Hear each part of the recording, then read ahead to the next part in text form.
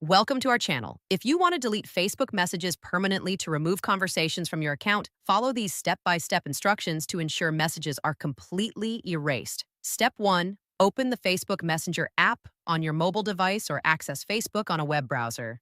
Step 2. Navigate to the chat section to view your conversation list. Step 3.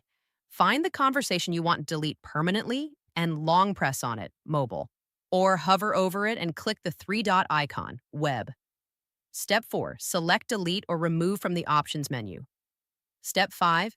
Choose delete for you to remove messages from your view only, or unsend to delete messages for everyone in the conversation if sent recently.